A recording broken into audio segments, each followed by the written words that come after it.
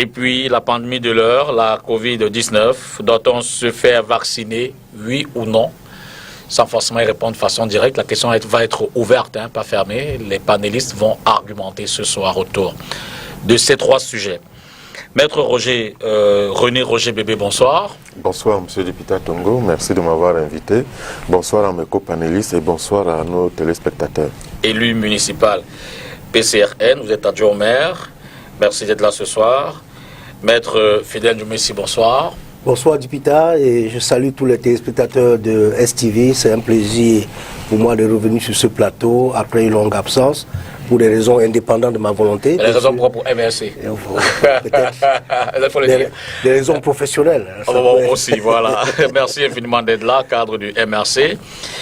Maître Paul Payer, bonsoir. Bonsoir Dipita, bonsoir co-panélistes, bonsoir à nos téléspectateurs. C'est une fierté pour moi de me retrouver sur votre plateau. Je crois que les sujets sont très alléchants ce soir. Si je voulais vous titiller, je vous aurais demandé si vous êtes tendance Nietzsche ou tendance aussi. Je suis tendance SDF. Ça existe encore? Oui, bien sûr. D'accord, on en parle. Il y a des gens qui ont le SDF dans le sang.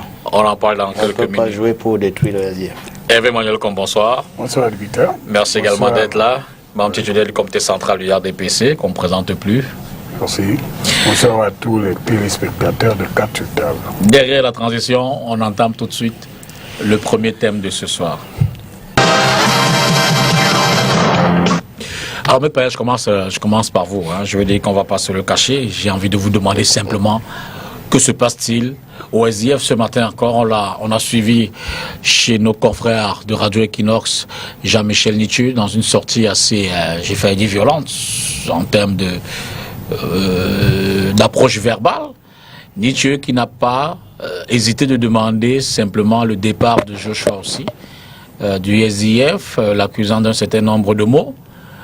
Évidemment, en face, on observe le calme, la tempérance et même la retenue de Joshua aussi, qui ne réagit pas encore ou qui n'entend pas réagir.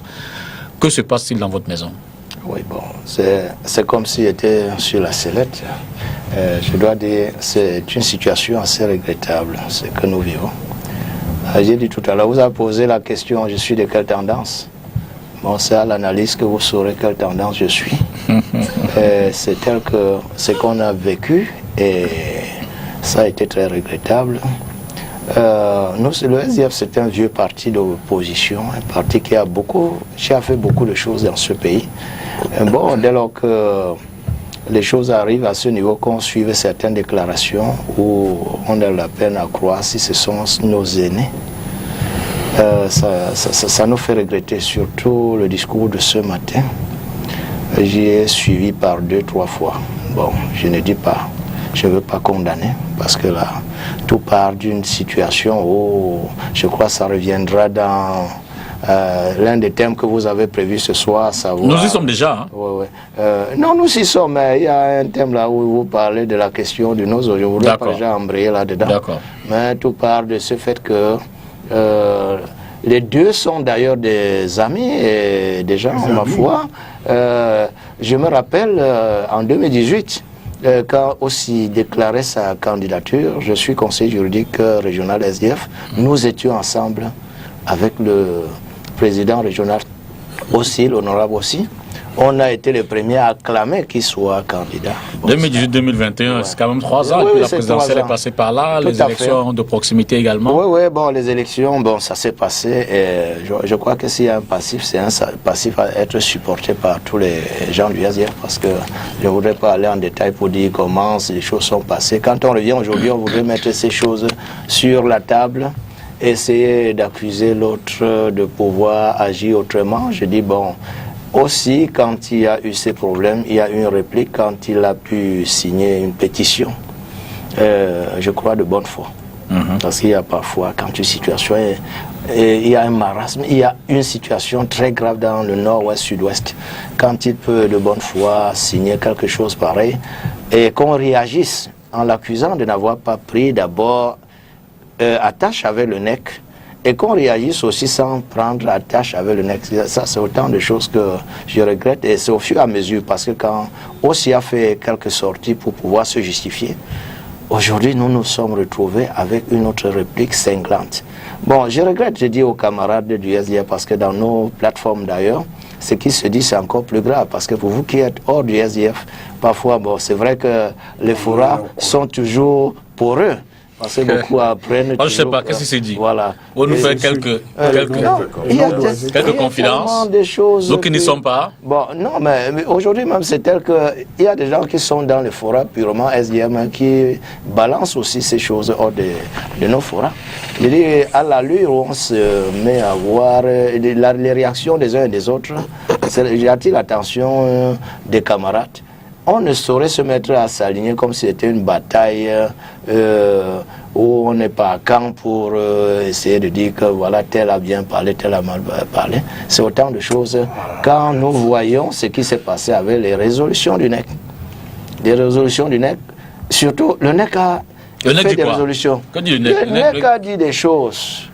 Et des choses très importantes, parce que ça a été un grand NEC. Je le dis parce que moi j'ai été témoin. J'étais observateur dans la salle. Je n'étais pas un témoin à distance. J'ai suivi directement avant de voir depuis hier les résolutions écrites. Donc c'est tel que il y a eu des choses qui ont été dites, mais les gens enveniment. Les gens transposent. Maître. Juste pour chercher à nuire. Maître, qu'est-ce que c'était du NEC? Il y a beaucoup de choses qui ont été dites. Mais là où ça tourne à l'heure actuelle, même hors des forats SDF, c'est un problème de désapprobation ou de il y a l'argent qui circule. Ouais, bah, c'est quand des gens... Donc vous êtes ignorant. Ce qui se passe, c'est que les gens axent comme si le point, ce n'était que parce que certains attendaient peut-être que aussi allait être sur guillotine et tout consort. Là d'attendre ce qui est sorti des résolutions, on transpose, on analyse comme on veut. Chacun tire dans sa direction. Donc, contrairement à ce que Jean-Michel Nietzsche a dit ce matin, le NEC n'a pas désapprouvé Joshua aussi. Désapprouvé, c'est quoi? Car le NEC peut s'étonner, frown. Ça, j'ai vu les gens aujourd'hui faire vraiment l'analyse. Les gens sont devenus des parfaits bilingues parce qu'on cherche. Moi, celui que j'ai lu aujourd'hui, c'est Jean-Robert quelque part a traduit un mot. Quand le NEC peut s'étonner que je me suis... On s'étonne. Comment il a pu faire cela? Bon, qu'il utilise la même énergie pour mettre pour que le problème anglophone revienne sur la table de l'Assemblée du Parlement. C'est autant de choses. On gesticule toujours à ce niveau parce qu'on voyait le 8-2 où on voyait la tête coupée. Le 8-2 contre qui? Contre Joshua. Contre Joshua, bien sûr. Et donc, je veux dire pour lui, qu'il n'a pas eu le 8-2, et ceux qui l'accusent aujourd'hui se sentent un peu frustrés, c'est ça? Oui, les gens sont frustrés. Donc Jean-Michel Nietzsche, par exemple. C'est une évidence, une constance. D'accord. Ouais. On va aller tout de go. Je veux dire que vous savez bien que le long du MRC, d'ailleurs du RDPC aussi flotte dans ce conflit. Jean-Michel Nietzsche dit que lui, il préfère qu'on le tense de pro-MRC et non de pro-RDPC. Je veux dire, le MRC flirte-t-il? D'ailleurs, d'aucuns pensent qu'il y a une tendance MRC au sein du SDF. Non, on ne peut pas dire qu'il y a une tendance MRC au sein du SDF. Parce que, où on est membre du MRC, ou on est membre d'un autre parti politique. Parce qu'au sein de notre parti, il n'y a pas de double appartenance. Ou vous êtes membre du MRC, ou vous êtes membre d'une autre organisation. Et je rappelle que lors d'une réunion du directoire, nous avons pris une résolution dans ce sens pour interdire à tout militant du mouvement pour l'instant du Cameroun d'appartenir au mouvement pour l'instant et en même temps à une organisation à caractère politique. Je pense que nous observons le conflit qui a cours au sein du SDF entre deux grands cadres, deux élus du peuple, c'est-à-dire honorable Nietzsche et honorable aussi Joshua. Et à l'observation, il découle de ce conflit l'approche dans la résolution de la crise anglophone. Honorable Nietzsche a son approche et honorable aussi Joshua a la sienne. Et l'approche de honorable aussi Joshua paraît être beaucoup plus proche de celle du pouvoir. Parce que, voyez-vous, honorable aussi Joshua a bien pris part au grand dialogue national et a été très actif. C'est l'avantage de SIF puisqu'il était mandaté. Il était mandaté par le SIF, oui, bien sûr, mais il s'est montré très actif dans ce dialogue, dans ce grand dialogue. Il vous souvient, au cours de ce dialogue, c'est lui qui avait fait la promesse de ramener certains insurgés, de sortir certains insurgés de la brousse, et qu'il était en contact avec eux et avait promis que après le grand dialogue, beaucoup, tout au moins, une bonne partie des insurgés déposeraient les armes. Autrement dit, autrement dit, vous gardez la parole. Vous gardez la parole. Autrement dit, pour vous, je réfléchis à haute voix. Jean-Michel Nithieu aurait été invité au grand dialogue national ou alors aurait été désigné par le SIF parmi ceux qui devaient représenter le parti, mais n'y est pas allé parce qu'il a une approche différente de Joshua aussi. Il n'a jamais été invité. Là, la tendance non, je veux comprendre. Je pense que honorable Jean-Michel Nithieu a une approche qui est complètement différente de celle que anime aussi Joshua. Et c'est pour ça que Honorable Nithieu a marqué son désaccord pour la signature de Honorable aussi Joshua au bas de la pétition querellée. C'est pour cette raison, parce qu'il a dit on ne peut pas admettre, on ne peut pas accepter qu'il signe une telle pétition dans les conditions actuelles de la guerre, dans les conditions où la paix n'est pas revenue, ou bien la paix n'est pas pour demain, dans les régions du nord-ouest et du sud-ouest. Et il vous souvient, vous vous rappelez que la pétition concernait la décision des États-Unis de rapatrier au Cameroun certaines personnes dont les libertés seraient menacées s'ils se retrouvent sur la terre camerounaise. Et les conditions n'étaient pas réunies pour que Honorable aussi puisse signer cette pétition. Et c'est pour ça que Honorable Nithieu a dit non, s'il signe cette pétition, ça veut dire qu'il n'est pas favorable à ce que la crise soit réglée comme on souhaite. Donc il s'est aligné du côté du pouvoir parce que la pétition a été initiée par les députés RDPC. Non, le pouvoir ne veut pas que la crise soit... Non, le pouvoir pense régler la crise par la force. Le pouvoir a affirmé son option militaire. D'accord. Et a refusé l'option du dialogue. Jusqu'à présent. Le RDPC est l'autre tendance très, très disputée dans cette bataille interne. Vous m'avez amené aujourd'hui dans l'arène des avocats et j'espère qu'on va essayer de lever le débat. Parce que tout ce que nous voyons là maintenant, ce sont des épiphénomènes dont certains s'appuient sur des prétextes genre pétition à l'Assemblée, mais il s'agit de savoir qu'est-ce que le SDF, dans quel état il se trouve aujourd'hui et pourquoi il y a cette bagarre. Je vais être un peu télégraphique, mais essayer d'être fond. Le SDF est une organisation née dans un malentendu qui était opportuniste dans les années 90. Il a joué son rôle, on respecte son rôle. Il a joué le rôle d'animateur de l'espace public. Mais aujourd'hui, il est rattrapé par les maladies de jeunesse, d'enfance, de sa naissance. C'est-à-dire que ce sont des maladies congénitales. Le SDF a réuni des gens qui ne devraient jamais se rencontrer. Vous comprenez?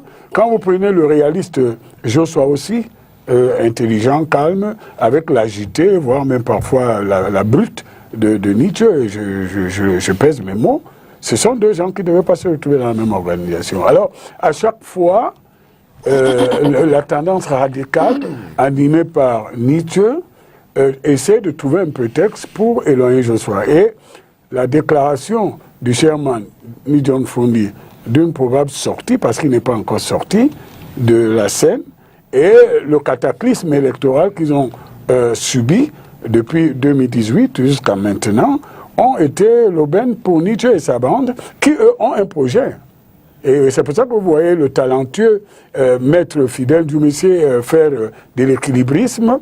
En fait, les Nithieu veulent faire une opération de fusion-acquisition, ou disons absorption, pour migrer vers le MRC qui est leur mouvement naturel et où ils ne pourront même pas rester.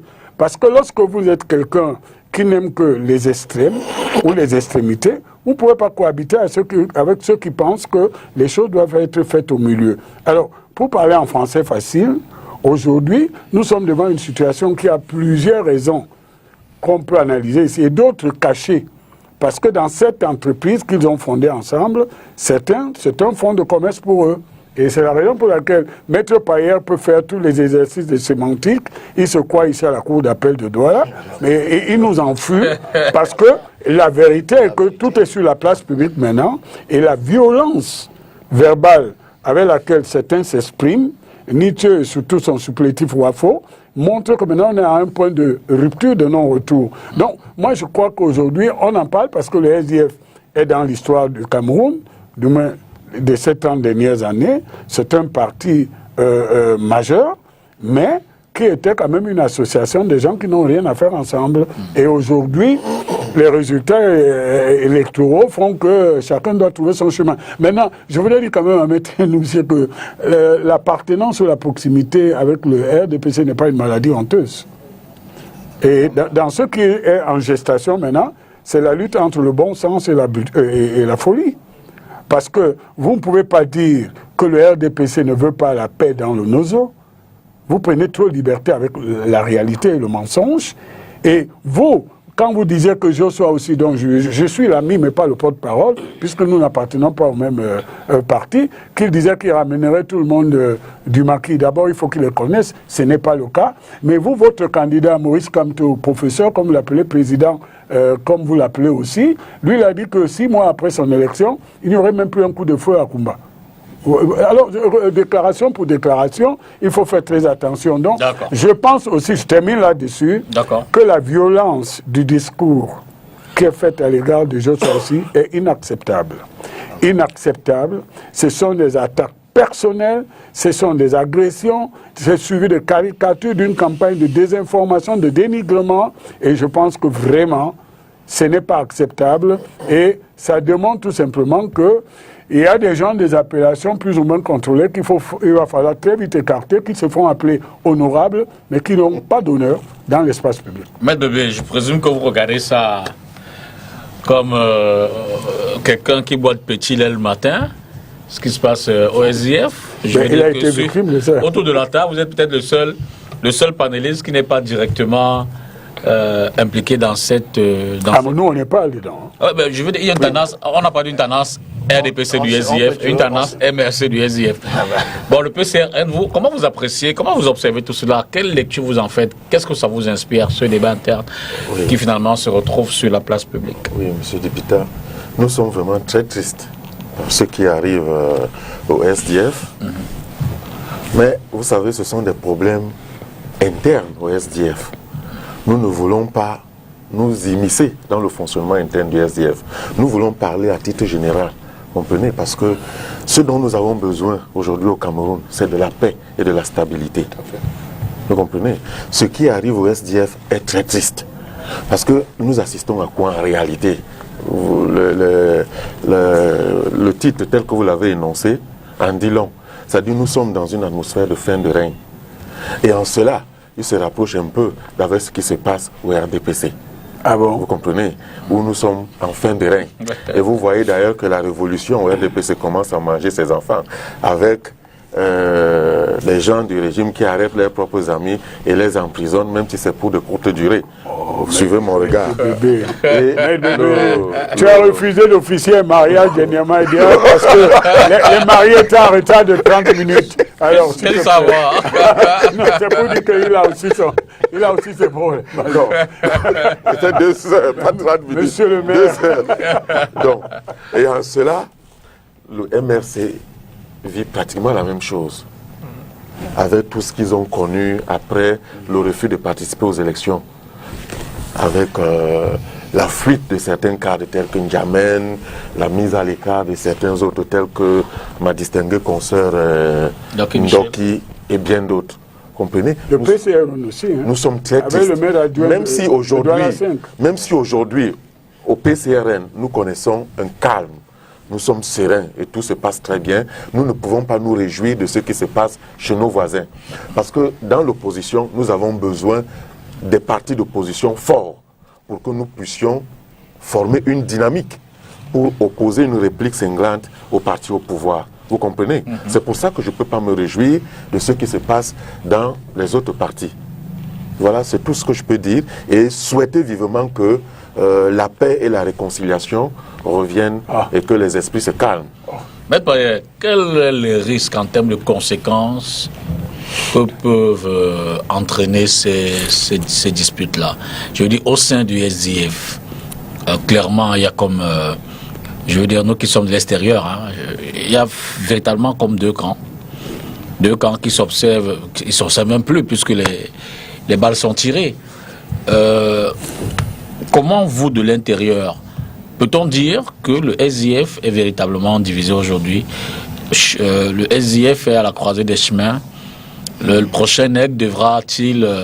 parce que d'aucuns pensaient d'ailleurs que je veux dire, on parcourt les réseaux sociaux, certains pensent qu'avec éventuellement le départ de Frondi, ce sera également la fin du SDF, quand on regarde l'héritage qui commence à se déchirer comme ça sur la place publique. Non, on saurait le dire. Le SDF n'est pas Frondi. Le SDF n'est pas Nietzsche, le SDF n'est pas aussi. Les hommes passent, mais le parti reste. Donc c'est une évidence.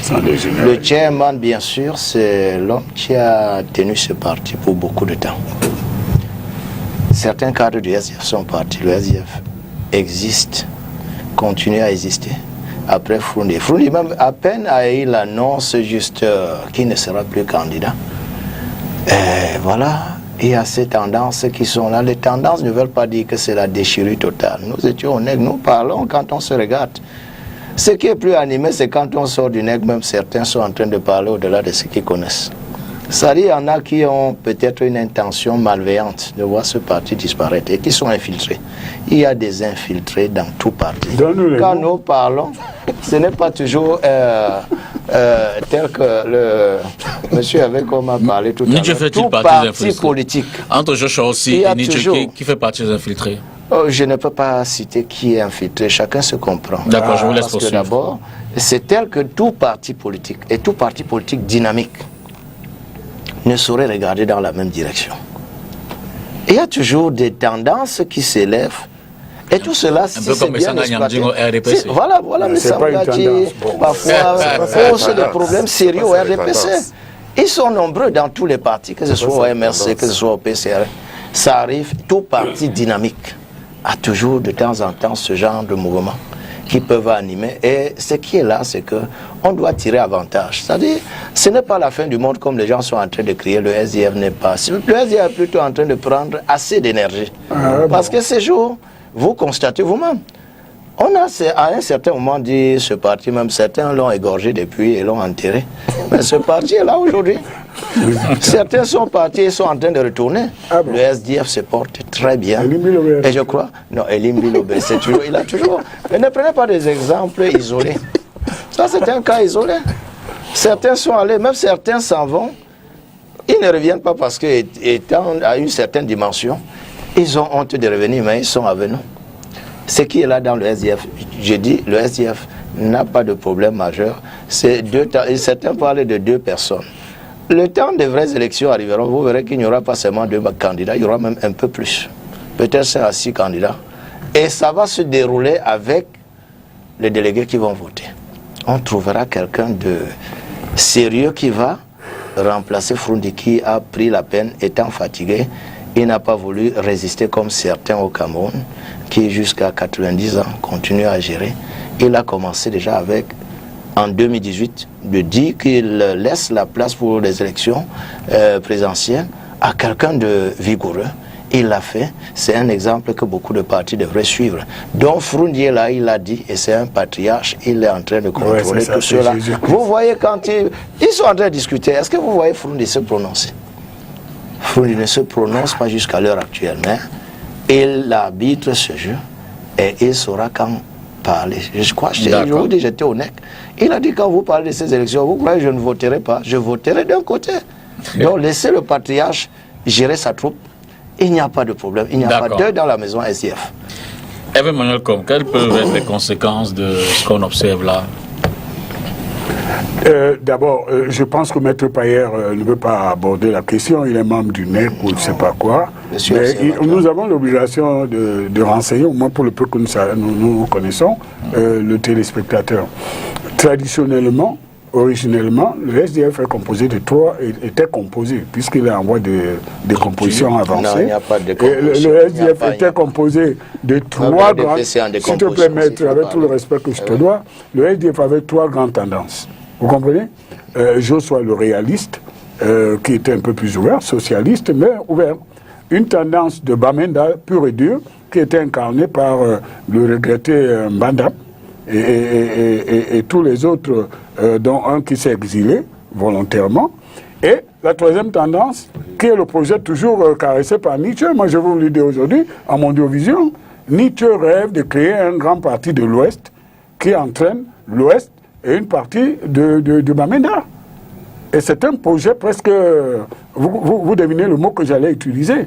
Et donc, le choc que nous avons aujourd'hui, et qui est quand même illustratif de la décomposition avancée du SDF, c'est que même si Joshua est anglophone, ce sont deux francophones qui se battent pour récupérer les restes qui ne sont plus rien électoralement. Vous comprenez? Et dans cette histoire, Joshua a une avance qualitative dans la mesure où il peut relever un parti et lui faire garder son statut de parti de gouvernement. Laissez-moi vous dire que le SDF est le seul parti au Cameroun qui est membre de l'Internationale socialiste. C'est pas n'importe quoi. Vous comprenez? Et Nietzsche, en fait, son projet qui n'est plus à cacher, c'est le raccordement au MRC pour créer cette espèce de parti de l'Ouest qui ira à la conquête du monde entier. Alors, là où nous sommes inquiets, et je voudrais corriger quelque chose quand même, s'il te plaît, fidèle. On a débattu des problèmes du Nord-Ouest et du Sud-Ouest. On les a débattus dans plusieurs instances.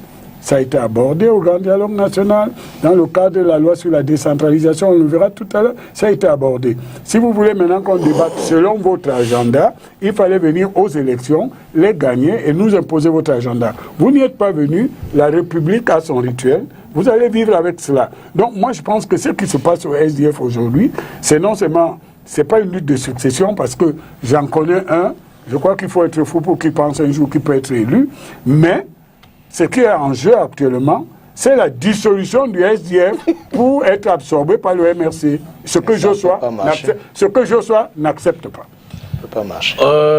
Vous sentez un tel projet au niveau du MRC, Maître Fidèle, et puis j'aimerais tout de suite quelles peuvent être les conséquences, puisqu'on sort de la question. Non, je voudrais commencer par répondre à Hervé, en lui disant que nous étions aux élections en 2018 et que nous avons gagné. Nous avons gagné les élections présidentielles et qu'il y a eu hold-up électoral. C'est ça, oui. Et ce n'est pas parce qu'aujourd'hui on n'en parle plus beaucoup qu'il n'y a pas eu hold-up électoral. Il y a eu hold-up électoral. Et je lui indique que quand le président élu, le professeur Maurice Kamto indiquait que si il était élu, si on l'avait installé dans ses fonctions de président élu, si le Conseil constitutionnel avait normalement proclamé le véritable élu qui est le professeur Maurice Kamto, c'est que 6 mois après, comme il avait promis, il n'y aurait plus de crépitement d'armes dans le Nozo. Et je voudrais également dire à Maître Bébé que si après le refus de participer aux élections législatives municipales de 2020, M. N'Djamène est parti, et c'est parce qu'il avait l'ambition seulement de devenir maire, comme tout le monde le sait. Et M. N'Djamène est arrivé au mouvement pour la Renaissance du Cameroun seulement au cours de la campagne pour l'élection présidentielle, parce qu'il voyait déjà la popularité du parti et avait l'ambition seulement de devenir maire, et n'avait pas ambition d'être militant du mouvement pour la Renaissance du Cameroun. Et comme on n'est pas parti aux élections, c'était tout à fait normal qu'il parte. Et s'agissant de notre consoeur, je ne pense pas. Elle est où, je ne pense pas qu'au mouvement pour la Renaissance du Cameroun, qu'elle soit écartée. Elle n'a pas été écartée. Et jusqu'à aujourd'hui, elle s'est écartée. Elle n'a pas remis sa démission, elle reste militante du mouvement pour la Renaissance du Cameroun.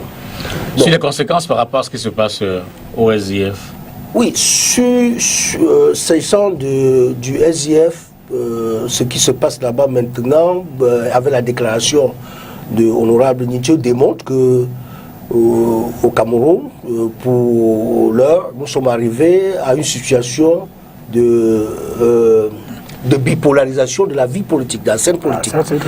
Il y a une bipolarisation. On a d'une part le mouvement pour la naissance du Cameroun, qui est l'alternance, la véritable alternance, oui. Parce que le professeur Maurice Kamto a un programme de gouvernance crédible. Et d'autre part, on a le parti au pouvoir qui tient encore les rênes du pays, c'est le RDPC.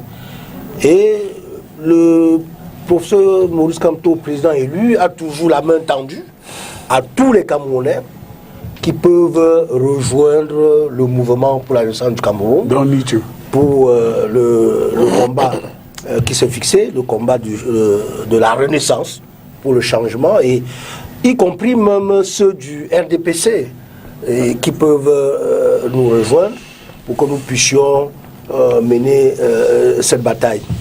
Si aujourd'hui, si on admet avec Hervé qu'il y a des compositions du SIF et qu'on peut constater que aucune décomposition, que le combat que le SIF avait mené a obtenu, a donné quelques résultats, et qu'aujourd'hui c'est un parti qui est essoufflé. Il y a un nouveau souffle. Et le MRC qui à peine est en train de s'éteindre, vous voyez un peu ça? Et que si certains militants du SIF constatent, prennent acte et prennent conscience de ce qu'avec le SIF il n'y a plus beaucoup d'espoir, ils peuvent rejoindre le mouvement pour l'instant du Cameroun. Quel talent! C'est un appel. Que là, oui, je vous avance que mettre de Bénin. C'est des propos assez bizarres. Comment ça? Et abusifs. Non. On vous invite. Il parle d'une bipolarisation. Qu'est-ce que c'est la bipolarisation? Si aujourd'hui le MRC s'intéresse à une partie, quand on parle de certains infiltrés, ça peut aller de tous côtés. Ça commence à être clair. Ça veut dire quoi? Ça veut dire que le SDF demeure le parti qui tient dans ce pays. Et il y en a de l'autre côté le RDPC qui a toujours un droit de regarder et qui regarde le SDF. Le SDF demeure le parti le plus mieux implanté. Et c'est le parti de l'alternance. Je ne sais pas comment les gens peuvent parler d'un parti essoufflé. Et surtout qu'avant, ils sont allés très vite en besoin pour dire le parti a été enterré. Et ils vont dans le cimetière du SDF et recruter les gens, les cadres au cadre. Et que ces cadres aujourd'hui ont fiché le camp au MRC. Mais vraiment, prenons le temps de réfléchir pour comprendre quel est le parti qui est essoufflé, quel est le parti qui a encore matière à vie. Donc il y a des cadres chevaux qui sont... Il y a plein qui sont... Quand ils faisaient... est parti certains candidats, certains naïfs du SDF pour y aller. Je regarde aujourd'hui, je ne peux pas les citer, ils sont nombreux. Et ils sont en route pour rentrer. C'est Tchenjamen est parti. Il est quitté de là, les autres sont là, ils pas cité. Elim Bilobé n'est pas allé là-bas. Il ne peut pas aller là-bas. Elim Bilobé, c'est un enfant du SDF. Vous ne verrez pas Elim Bilobé ni n'importe quoi sur le SDF, sur un plateau. Il a le sang SDF. Vous imaginez quand il a eu à prendre quelqu'un du SDF, bon, je suis obligé de citer, Kounié, à partir. Je dis, mais le SDF a des potentialités. Les gens voudraient profiter pour... Vous avez fait une analyse parlant de partis où... Oui. Je n'aime pas tellement parler des tribaux, des partis tribaux. Ah oui. Parce que moi, je suis au SDF. Je vois le SDF un parti national, ce n'est pas un parti tribal. Exact. Mais certains voudraient tribaliser, ça les regarde. Qui s'en aille, le SDF reste. Et le SDF va fonctionner avec ceux qui ont le sang SDF. À l'oreille de mes propos, je vous ai dit, je suis pour le SDF. Je ne suis pas pour les tendances. Mais si on regarde les tendances, il y aura même au moins 6-7 tendances. Mais nous sommes pour ceux qui réfléchissent comme Frundi, qui est là. Il veut laisser un SDF fort. Mais là, maître, vous voulez que je peux vous faire une confidence? Vous savez ce qui a fait partir Elim Bilobé du SDF? Non, je sais un peu. C'est mon ami. Je sais un peu. C'est Jean-Michel Nietzsche, pas son comportement qui a fait Jean-Michel Nietzsche, c'est la bataille du terrain. Voilà. S'il faut gérer la région du littoral, lors des élections, vous n'avez pas matière à pouvoir battre votre adversaire. Ne démissionnez pas, préparez encore pour la prochaine fois. Voilà autant de choses qui se sont passées. Et c'est par là qu'on a commencé à dire qu'il y avait un certain tribalisme dans le SDF. Elim Bilobé, c'est un autre cas. Mais il demeure, c'est quelqu'un qui... Ça commence à venir. Je comprends pas le problème. Je comprends pas le problème qui s'est passé entre Elim Bilobé et Nithieu. C'est lequel? Mais, non, il y avait une bataille. Vous savez, c'était je ne comprends pas. C'était la région. C'était la région. Et à un certain moment, la région, faudrait-il que certains pensent quand ils sont de la région, c'est toujours eux qui doivent être. La bataille s'est menée. Ça, et celui qui a gagné, a gagné. Ça, c'est clair. Moi, je suis du camp. Nous avons bataillé en ce moment. J'étais du camp. Je suis du camp de... parce que je demeure actuellement conseiller régional, juridique régional. Nous avons bataillé contre le camp des Limbi et autres. Et nous avons gagné. Nous méritons. En un mot. Écoutez, moi, j'ai un avantage. Tout le monde sait que mes amitiés traversent les frontières classiques, sauf les radicaux. Je n'ai pas honte de dire que Fidèle Dubussi est mon ami, que Maître Bébé est mon petit frère, que Maître Paye, je tiens en estime. Je connais donc pas les confidences d'Abel et Limbi-Lobert, que ce que nous voyons, qui paraissait comme une bataille politique, était une bataille tribale. C'est-à-dire? Et qu'il s'est senti à l'étroit dans cette organisation où tout était biaisé. Et le meneur de cette danse, c'était M. Nithieu. Et donc aujourd'hui, il recommence avec Joshua, avec les mêmes techniques, l'encerclement, la désinformation, la violence verbale et l'impertinence comme il en pratique d'ailleurs vis-à-vis du pouvoir. Je voudrais vous faire savoir une chose, c'est-à-dire il faut arrêter de penser que le RDPC, c'est vous qui essayez de recruter les gens au RDPC, ça ne marche pas. Même quand il y a un parleur solitaire, on vous le laisse, parce que ça ne peut pas prospérer. Le RDPC est le seul parti national qui se trouve sur l'ensemble du territoire, suivi du SDF et peut-être demain du PCRN, puisque pour moi, le MRC, le seul moyen d'évaluer demain son implantation, c'est qu'il s'est présenté aux élections au moins municipales. Vous voyez, mon analyse est peut-être sommaire devant le brillant avocat. On sort de cette question avec vous, Maître Roger Bébé. Quelle peut être la conséquence de cette bataille-là au sein du SDF? Oui, la conséquence peut être pour moi l'upécisation, si c'est un néologisme, excusez-moi, du SDF. En termes de fragmentation? Tout à fait. On n'arrivera pas. Parce que à partir du moment où, il apparaît très clairement des exposés des représentants du SDF et du MRC, pas démenti par le RDPC, que dans la crise qui secoue actuellement le SDF, le RDPC n'est pas très loin. En quoi ça?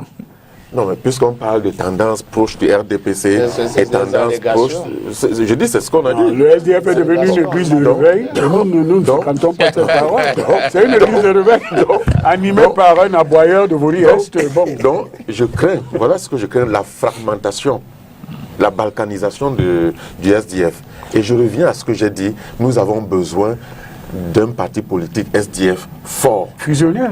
Fort. Nous avons besoin d'un MRC fort. Wow. Mais je voudrais dire à mon confrère Maître Ndumbisi que le MRC, loin de ce qu'il pense, n'est pas le parti de, comment dirais, le parti de, il a dit, parti de l'alternance. Non. Aujourd'hui, nous empêche pas dormir. Aujourd'hui, vous voulez parler du parti de l'avenir, du parti qui propose une alternative crédible. Vous faites référence au PCRN. Wow. Le SDF a fait son temps. Le SDF a fait son temps. Je n'interromps pas les gens. Je le souhaite fortement. Je souhaite fortement. C'est pour ça que je prie que l'esprit de réconciliation vous atteigne. Mais j'ai peur. Je pense que vous ne prenez pas la mesure du mal qui vous atteint. Je pense que vous ne prenez pas la mesure. Quand vous dites que le SDF va continuer à fonctionner, même après le départ de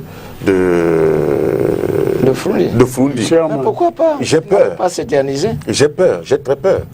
Donc voilà ce que je pense. Je pense qu'il y a ce risque de fragmentation du SDF et donc de fragilisation. C'est un risque ou bien on est déjà dans... On y est même déjà. Donc de fragilisation de l'opposition. Et moi je pense que c'est une mécanique bien huilée d'un autre acteur politique pour... Comment il s'appelle? Bon, donc c'est une mécanique bien huilée. Non, peut-être même de gauche, on ne sait jamais. Voilà. Parce qu'avant, qu'est-ce qu'on faisait? C'est qu'on nommait, entre guillemets, des responsables politiques dans des partis politiques. Absolument. Avant. Absolument. Aujourd'hui, ça ne se passe pas aujourd'hui, comme ça. cette tactique On est passe par les décriée. élections. Elle est déjà connue et décriée. Maintenant, il faut passer sournoisement, parce qu'il y a un seul acteur aujourd'hui qui a la force et les moyens, la capacité de manipuler ce champ politique-là pour déstabiliser où il veut déstabiliser. D'accord. Non. Donc, les sous-entendus sont insidieux et vicieux. Merci. Et je pense que le MRC a autant de moyens, de capacités de nuisance, dans la mesure où il a des trésors de guerre dont il ne justifie aucune comptabilité. Vous comprenez? C'est Merci. une affaire qui se passe entre le MRC et le SDF. Le RDPC n'a rien à voir dedans. Pas le et SDF, c'est pour ça qu'il faudrait c'est pour ça qu'il faudrait qu'au MRC, par exemple, Ça, c'est autre parce que nous voulons une opposition forte, qu'il s'empresse rapidement. Vous comprenez? Parce que souvent on s'empresse lentement. Bon, c'est camerounais ça. Donc qu'il s'empresse par exemple de clarifier les scandales de corruption qui essayent de les éclabousser. Lesquels? Par rapport à Survie Cameroun, par exemple. Entre autres. Parce que je veux une opposition. Ah oui. Vous voulez que je mette sur la table? Sait-on jamais. Non, Fidèle est mon ami, je ne veux pas être désagréable. Parce que moi, je ne suis pas là dans la diabolisation. Je veux une opposition forte. Donc, essayez rapidement de clarifier ce genre de choses pour que nous ayons une opposition forte. Le fait de venir ici, excusez-moi, à faire des incantations, vraiment c'est ça. Dire que c'est le parti. Vous ne pouvez pas, seul, le MRC aujourd'hui, seul, prendre le pouvoir au Cameroun par les urnes. Vous ne pourrez pas. Impossible. Le SDF, vous ne pourrez jamais seul prendre on a eu en 92, on a battu. de 92 à 2000. Parce que vous avez fait illusion. Vous avez fait illusion. De 92. Aujourd'hui, vous êtes qu'un parti de Non, Bamenda. attention, De 92. ce n'est pas un parti régional. Oui. Et où Même un l'UDC parti est mieux tribal, structuré c'est un que parti national. De 92 à 2021, beaucoup de choses se sont passées.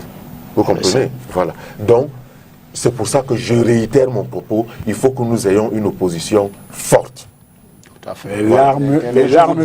Pour sortir de là, dire à Maître Ndjumbisi que la bipolarisation au Cameroun, ce n'est pas RDPC, Voilà, ça, MRC, c'est ceux qui mangent et ceux qui ne mangent pas. Wow. En un mot, et puis on part de là. Oui, on passe à autre chose. je voudrais dire à Maître Bébé que pour ce qui est de la transparence financière, le mouvement pour la naissance du Cameroun est le premier parti à donner l'exemple.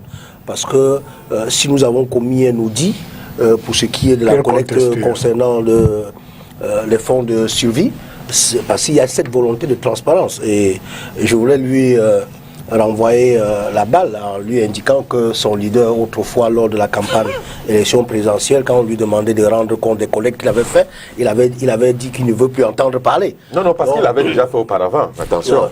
Donc, parce qu'il l'avait déjà fait. Je veux vous indiquer qu'au mouvement pour la renaissance du Cameroun, il y a un souci. Il y a un souci de transparence. Et dans les jours à venir, la vérité sera dite sur tout ce qui s'est passé avec Survie. Et le professeur Maurice Kamto, président élu, a fait la promesse ferme, a fait la promesse de ce que la vérité sera dite et qu'il y aura tous les éclaircissements pour ce qui est de la gestion de fonds survie. Maître Ndjumbisi est un brillant avocat. Très brillant. D'accord. Et en tant que juriste, je ne comprends pas ce formatage-là qui fait que près de 3 ans après l'élection présidentielle, on continue de parler de président élu. Même si le professeur Maurice Kamto a gagné l'élection, je le lui conseille, pour les besoins de la démonstration. Je suis dans un cadre politique. Je suis dans un cadre politique. Oui, mais je suis dans un cadre politique, je ne suis pas dans le cadre juridique. Oui, vous ne pouvez plus continuer à dire ça aujourd'hui, 4 ans après l'élection présidentielle. Même si 10 ans sont passés, on ne peut pas oublier qu'il y a eu hold-up électoral. Le juriste a-t-il cédé la place aux politiques pour reprendre un peu l'autre? Oui, ça c'est un formatage. Oui, et je ne reconnais pas M. Ndjumbisi dedans. Il faut connaître que la politique a ses règles, a ses lois et qui sont au-delà des lois. Qui tuent les lois de. Qui sont au-delà des lois, des règles juridiques. Qui sont au-delà des règles juridiques. Ah bon? Oui. Donc vous les normes de la politique. Vous prenez beaucoup de liberté avec le bon sens. Oui. Vous voulez nous faire croire que vous avez une république artificielle avec votre organisation sectaire.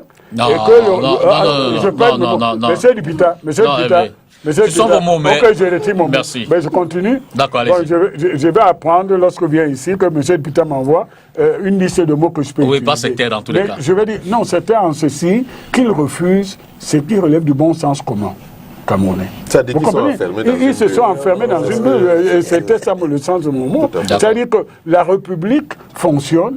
Et eux, ils sont dans une espèce de paroisse où leur l'évangile se réduit à... Non, nous ne sommes pas dans une bulle. Même dans une église de je voudrais dire à Hervé que quand nous appelons, quand nous disons que le professeur Maurice Kamto est président élu, nous ne disons pas qu'il est président en fonction.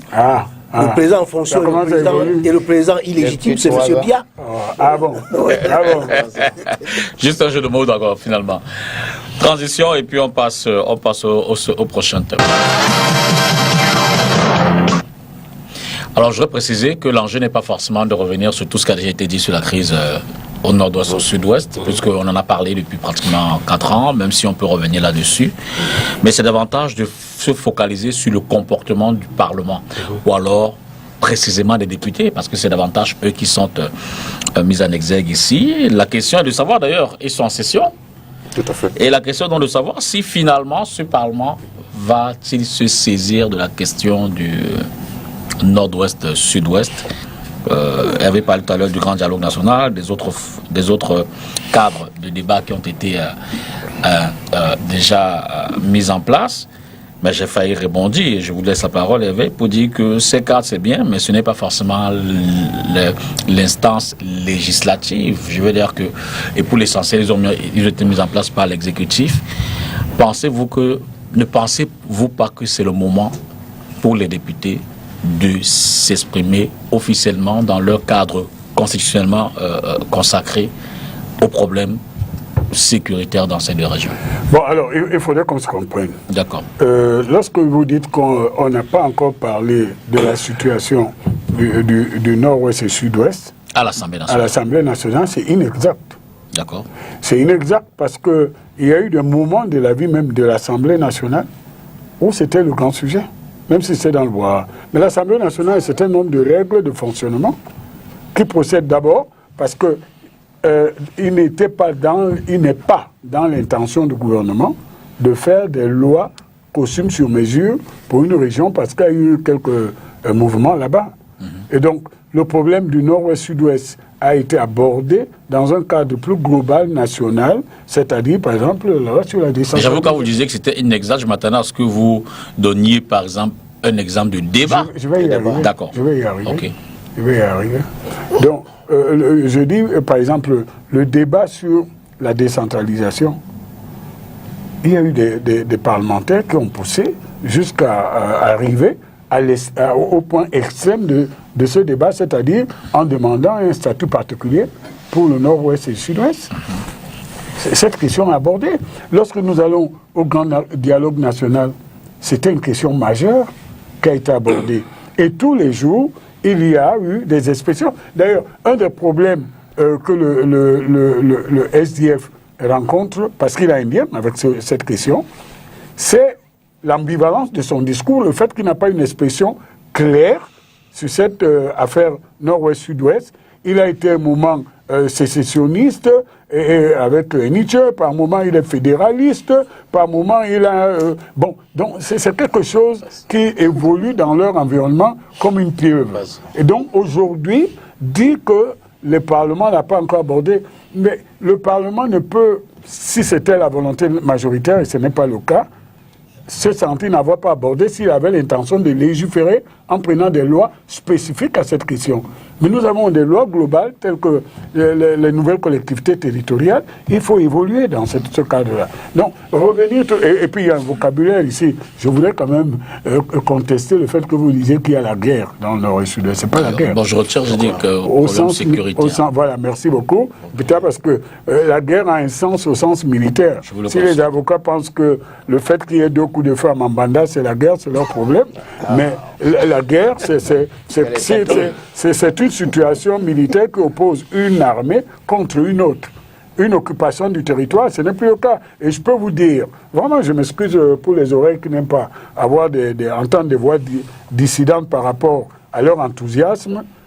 les sécessionnistes sont vaincus militairement.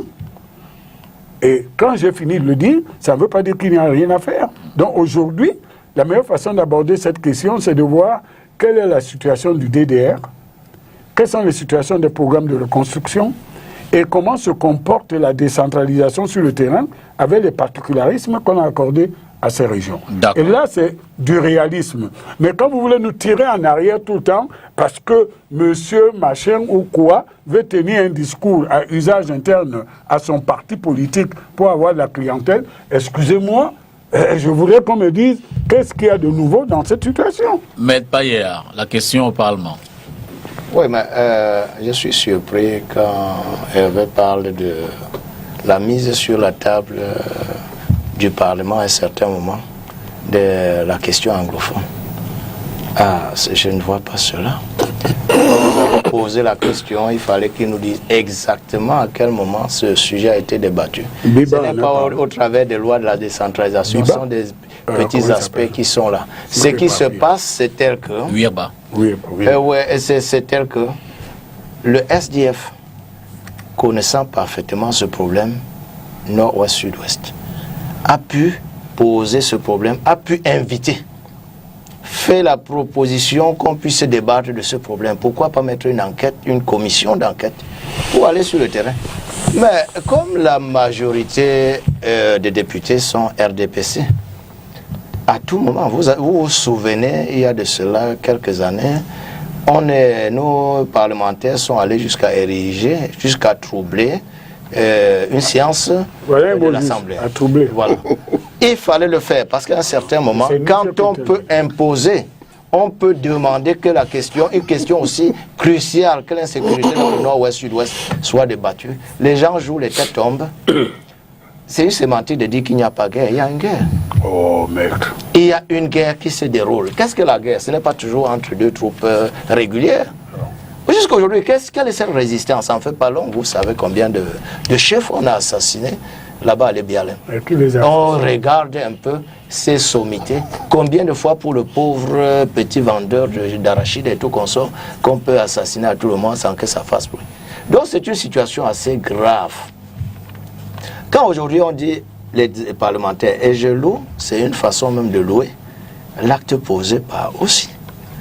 Parce qu'à un certain moment, quand vous voyez cette situation qui est aussi déplorable, on se dit, si même la solution vient de n'importe qui. Et c'est la raison pour laquelle le SDF est même allé au grand dialogue. C'est-à-dire qu'il faut quelque chose où on croyait qu'en passant par là, on pouvait rassembler ces anglophones, leur parler, et que ça cesse, que les armes cessent de crépiter, et que les Camerounais ne soient plus assassinés. Et parce que ce qu'on voit, perte en vie, perte en moyens financiers, c'est horrible. Donc, quand aussi prend la peine, c'est pourquoi quand on est aujourd'hui en train de dire, aussi à Dieu, c'est comme s'il avait égorgé un être humain, alors que c'est de bonne foi qu'il a posé cet acte. Et ce n'est pas lui seul, ils sont 3 députés SDF. Pourquoi ce n'est que aussi? Et le député camerounais, c'est le député de la nation. Quand il pose cet acte, si à un certain moment, certains parlementaires du RDPC qui avaient refusé reviennent aujourd'hui à de bons sentiments, on dit souvent, il n'y a que les imbéciles qui ne changent pas. Ils peuvent voir la situation criarde dans le nozo, reviennent à de bons sentiments aujourd'hui. Et disent, ils sont 59 et 3 députés SDF. Ils disent, on peut interpeller aussi ces gens pour leur dire les financiers. Parce qu'on a voulu, on extrapole toujours les choses dans ce pays. La pétition n'était pas pour qu'on ramène les Camerounais qui sont sortis d'une manière à pouvoir se refuser, s'exiler. Mais c'est de pouvoir penser à certains financiers avec la criminalité transfrontalière. Ça peut se jouer. Et ça peut freiner que les financements qui vont là-bas, parce que nous ne sommes pas au SDF. C'est vrai, Hervé fait certaines tendances qui sont là pour aller vers la basse, qui ont pu dire à un certain moment. Il faut donner les noms. Moi, c'est vous qui connaissez. Pour moi, je suis dans le SDF. Et j'ai dit le SDF, donc, n'est pas pour cette sale guerre. Et certains qui peuvent dire qu'ils font des cotisations pour financer et viennent dire qu'il faut arrêter, c'est honteux. Nous sommes là pour dire que cette guerre cesse et que si on peut couper les sources là où le financement sort. Ces gares qui sont en brousse et qui sont souvent ravitaillées. C'est ce qui justifie donc la signature voilà de l'un des motifs de... très bien fondés que le Camerounais qui voudrait la paix dans ce pays devrait applaudir au lieu d'aller chercher la tête de Ossi sur la guillotine.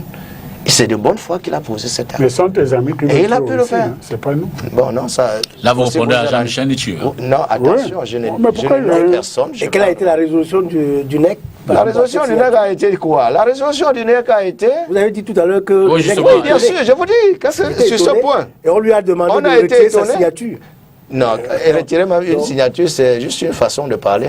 On lui a Vous dit, allez contre faites la un résolution effort, du comprenez. NEC. On fait un effort, faites un effort comme vous avez commencé. Maître Paéré, vous de allez tout contre la faire, résolution faites tout pour que la question anglophone soit mise sur la table. Et si vous voyez aujourd'hui, vous croyez que si cette question est débattue comme ça se dit là, parce que dans les discours des chefs de ces chambres, ça commence déjà dans les discours, ça transparaît que ça peut être possible que la question soit débattue.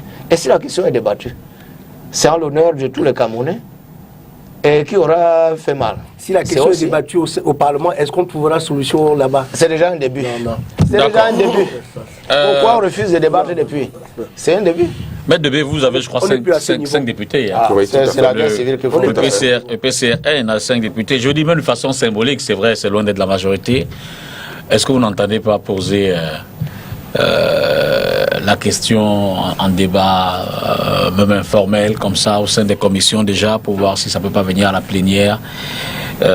Vous, quelle est la réaction que vous avez de voir que le Parlement, jusqu'à présent, ne s'est pas encore véritablement saisi dans les débats, donc dans le fonctionnement institutionnel de l'Assemblée ou alors du Sénat? C'est-à-dire que vous demandez au PCRN de faire du théâtre. Au moins de sortir sa voix Oui, je comprends. dans le débat. Ce que je veux dire, c'est quoi? C'est que mon propos peut s'articuler en 2 points. D'accord. Tout d'abord, est-ce que le Parlement ou l'Assemblée peut inscrire ce point à l'ordre du jour? Non. Voilà quelqu'un qui est proche De la majorité. de la majorité. Je suis dans la majorité. Voilà, il est dans la majorité. Voilà, il vous dit non. Bon. Je ne sais pas si ce non, c'est un non par rapport à la volonté. Non, ce n'est pas un refus, Voilà, mais dans les procédures. Dans les procédures. Mais allons même plus loin, et je sais que ça ne va pas déplaire à mon grand frère. Est-ce que l'Assemblée nationale maîtrise son ordre du jour? Non. Non. Donc l'Assemblée nationale ne peut pas décider d'inscrire un point à l'ordre du jour. Parce que son ordre du jour... Vous donnez raison à ceux qui pensent que c'est une chambre. Non, ça je ne donne pas raison, c'est la réalité. Rien à dire. C'est la réalité. Et là, il faut questionner même la réalité de la séparation de pouvoir au Cameroun. Et dans beaucoup de pouvoirs, dans beaucoup de pays en Afrique. C'est une réalité. Vous comprenez? Ça, c'est incontestable. Est-ce que vous imaginez que, et ça, je le tiens d'un ami client qui est sénateur, même quand on vous parle des questions aux membres du gouvernement, vous ne pouvez pas vous improviser candidat à poser une question. C'est la discipline des partis. Vous comprenez? C'est-à-dire que, je ne sais pas, moi, je vous dis tel que cela m'a été relaté. Vous êtes assis à l'hémicycle le matin, et puis vous voyez un huissier ou un vaguemesse arriver avec quelques chemises sous les selles. Il arrive devant vous, il pose une chemise. Alors tout le monde se rend donc compte que vous allez poser une question. C'est-à-dire que une seconde avant, vous ne savez pas que vous allez poser une question. C'est un peu caricatural. Oui, je dis ce qui m'a fait exprès. Je dis ce qui m'a été rapporté. Vous comprenez? Pas un sénateur RDPC? Oui, puisque vous n'en avez pas. Oui. Tu as de très bonnes fréquentations, mais ce n'est pas exact. Oui, RDPC. Et puis, regardez autre chose. Quand vous posez une question aux membres du gouvernement, il vient, il lit sa réponse, et puis il s'en va. Il n'y a pas de débat. Il n'y a pas de débat. Non, ça dépend. Comprenez? Non, je dis dans l'ensemble. Il y a des séances de questions orales, oui. On débat en commission. Il y a dans l'ensemble, voilà, en plénière, voilà comment ça se passe. Donc, de ce point de vue, je dis non, la question ne peut pas être inscrite. Le deuxième niveau de lecture, c'est lequel? C'est que, à supposer que la question soit inscrite, ce serait pour quel résultat? Puisque qu'est-ce qu'on veut résoudre? La crise dite anglophone. Et la résolution de cette crise implique tous les acteurs. C'est-à-dire le régime en place, les partis d'opposition, la société civile, les sécessionnistes, les fédéralistes, tout le monde. Les églises, tout le monde. Tout le monde, les églises. Or, à l'Assemblée nationale, il n'y a que les députés. Et il n'y a que les députés majoritairement du RDPC. Pas la volonté du peuple souverain. Oui, non, oui. Non, il faut ajouter non, je suis juriste, je suis légaliste. Ah, d'accord. Vous avez gagné les élections, je suis juriste. Ah, merci. Vous comprenez? C'est-à-dire qu'après tout ce qui s'est passé, ils ont gagné, ils ont la majorité. On ne peut pas le nier. Donc je dis que avec, il n'y a que, on peut donc caricaturer en disant qu'à l'Assemblée nationale, il y a le RDPC. Le RDPC va donc discuter à l'Assemblée nationale de ce problème dit anglophone. Avec qui? Avec qui? Vous avez les sécessionnistes qui sont dans la brousse. Vous en avez qui sont aux États-Unis, en Europe, partout en Allemagne. Ce n'est pas déjà le dialogue, hein. Ça c'est autre chose. Donc, ça débattre, comprendre qu'est-ce qui se passe dans la zone et pouvoir mettre des commissions. Mais c'est fait tous les jours, mais c'est incroyable. Mais on sait ce qui se passe. L'excès ne nuit pas, l'excès ne nuit pas. On sait ce qui se passe. À la limite, à la limite, ce que M. Pahir dit, je ne peux pas le rejeter entièrement, après avoir dit ce que j'ai dit, après avoir pris mes distances par rapport à l'inscription de ce problème à l'ordre du jour de l'Assemblée. Absolument. Bon, maintenant, on pourrait penser, pour ne pas écarter totalement ce qu'il dit, on pourrait penser que l'Assemblée nationale pourrait se réunir et je ne sais pas si c'est dans le cadre du vote des lois ou si c'est dans le cadre du contrôle de l'action du gouvernement pour dire, bon voilà, qu'est-ce qui se passe au NOZO, est-ce que nous allons... Voilà, peut-être, mais est-ce que le résultat escompté sera atteint? C'est non. D'accord. C'est un début de... Maître Ndiomessi, sur la saisine de l'Assemblée ou du Parlement par rapport à la crise dans les régions du Nord-Ouest et du Sud-Ouest. Oui, inscrit à l'ordre du jour de l'Assemblée nationale en session en cours, la question du NOZO, je ne pense pas que ce soit opportun. Et au début de la crise, quand honorable Joseph Wiba le réclamait, c'était opportun. Voilà. C'était opportun à ce moment. Mais au niveau où la crise est rendue aujourd'hui, il me paraît plus opportun de parler d'inscription de la question à l'ordre du jour de l'Assemblée. Et je pense que, comme venait de dire Maître Bébé, c'est-à-dire le Parlement a pour mission le vote des lois et le contrôle de l'action gouvernementale. Aujourd'hui, pour la résolution de la crise anglophone, on n'a plus besoin de débat. De débat au sein de l'Assemblée. Mais aujourd'hui, on a besoin des décisions. Des décisions, des actes forts. Des actes forts. C'est ça qu'on a besoin aujourd'hui. Et ces décisions doivent venir de ce que le professeur Maurice Kamto, président élu, a, dans sa déclaration du 17 mai 2019, pendant qu'il était encore en détention illégale, indiqué que pour le moment, on a besoin d'un dialogue politique. Il faut un dialogue politique. Donc une négociation politique. Et la négociation politique consiste à faire quoi? Consiste à rencontrer, à rassembler tous les parties prenantes, comme Maître Bébé l'a si bien relevé. Il faut que tous les parties prenantes soient rassemblés. Et tout le monde parle de dialogue inclusif. Donc, le grand dialogue qui s'est tenu dans des plaies à Hervé, qui s'est tenu à Yaoundé et qui s'est soldé par un échec cuisant. Puisque même si, oui, et Hervé se gargarise ici, a dit que ils ont vaincu militairement puisque leur option est militaire. Mais ça m'étonne parce que sur le terrain, les gens continuent à se battre. Et là, c'est du terrorisme. Oui, les gens continuent à se battre et il y a les éléments de nos forces de l'ordre qui continuent à tomber et les civils qui subissent les dégâts collatéraux. Non, cette guerre n'est pas terminée, Hervé. Vous ne l'avez pas gagnée. La guerre est encore là. Donc, il faut revenir à la négociation politique. Et avant d'y arriver, le président Maurice Kamto, dans sa déclaration de novembre 2018, indiquait bien qu'il faut d'abord un cessez-le-feu. Il faut un cessez-le-feu. Il faut que l'armée et le BI rentrent en caserne et que les insurgés soient cantonnés.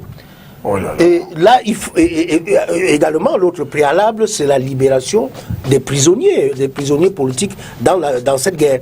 Et également, les prisonniers du mouvement pour la renaissance du Cameroun qui, tous les temps, ont toujours revendiqué la résolution de cette crise. Et pour résoudre cette crise, je voudrais également préciser que la crise anglophone est non détachable de la réforme du système électoral. Donc, les deux sont mis ensemble. Parce que dans le nord-ouest et le sud-ouest, s'il y a la contestation, c'est aussi par rapport au gouvernant. Souvenez-vous de de notre concitoyen Mancho BBC, qui est en prison, qui avait porté sur sa tête le cercueil pour aller chez le délégué du gouvernement de l'époque pour réclamer l'amélioration des conditions de vie. Donc, même quand la crise anglophone sera résolue, il faudrait qu'il y ait un système électoral qui permette à tous les Camerounais de choisir les dirigeants qu'ils souhaitent. Donc, les deux sont liés et il faut qu'il y ait un dialogue inclusif pour régler cela. Et je voudrais également indiquer que dans les propositions du professeur Maurice Kamto, président, il a indiqué de mettre en place une commission composée d'anglophones et de francophones, de trentaine de membres, et avec pour président un anglophone et un vice-président francophone, et avec l'assistance des pays amis comme la France, la Grande-Bretagne, l'Allemagne et autres. Et il y a d'autres puissances qui ont offert leur office pour la médiation. Voilà les pistes qui sont indiquées pour régler cette crise. Il y a la proposition de la médiation suisse. Il y a la proposition de la médiation du Vatican. Non, on peut régler cette crise par un dialogue inclusif. D'accord. Donc on n'a pas besoin, si ça doit aller à l'Assemblée, il faut que ça aille à l'Assemblée pour voter des lois. Comme Hervé a dit, de leur manière de voir, ils ont envoyé le code des collectivités territoriales décentralisées dans lequel ils ont pensé régler par un statut particulier qui est vide de contenu. Si la question anglophone doit aller à l'Assemblée, il faut que ça aille peut-être pour l'amnistie générale, pour ceux qui sont impliqués dans cette guerre. Là, le Parlement a la compétence, comme a dit Bébé, de voter, peut voter la loi pour l'amnistie générale. Également, le Parlement peut modifier la Constitution, comme ils ont l'habitude de modifier la Constitution par le Parlement, sans passer par le référendum. Ils peuvent loisiblement, comme ils ont l'habitude de faire, de mettre un projet de loi à l'Assemblée pour qu'on revise la Constitution, on passe de l'État unitaire décentralisé à l'État fédéral. Hervé Magal, quand vous voulez réagir? Oui, non, mais je pense que nous avons les uns les autres fait la démonstration du fait que... le Parlement est dépassé sur la question. Non, pas du tout. Je ne me permettrai pas une telle insolence. Moi, j'ai le parti pris de penser que le Parlement a abordé cette question, et Maître Bébé l'a démontré tout à l'heure, même si c'était pour un autre objectif, que les règles de fonctionnement de l'institution parlementaire et tout font que le Parlement en a parlé et allé jusqu'à la limite de la frontière du périmètre de ses pouvoirs. Mais la démonstration qui est faite autour de cette table ce soir, c'est ce que nous prévenons. C'est-à-dire que la question dite, la situation sécuritaire dans les régions du nord-ouest et du sud-ouest est devenue un fonds de commerce politique à des partis qui sont en panne de programme. Vous comprenez? Chacun donne, là il fait dans le tricotage, des costumes sur mesure. Il y en a qui disent que par un coup de baguette magique, ils peuvent arrêter cette question. Cette question, souvenez-vous, et ils sont autour de cette table, a commencé avec les enseignants, les étudiants, puis les avocats, et puis quoi d'autre, le tout venant. Et après, ça a migré sous d'autres formes. On dit dialogue, c'est-à-dire se parler, n'est-ce pas? Et vous voulez vous parler avec qui? Si vous connaissez ceux qui sont derrière ces entrepreneurs du terrorisme, mais donnez leur nom.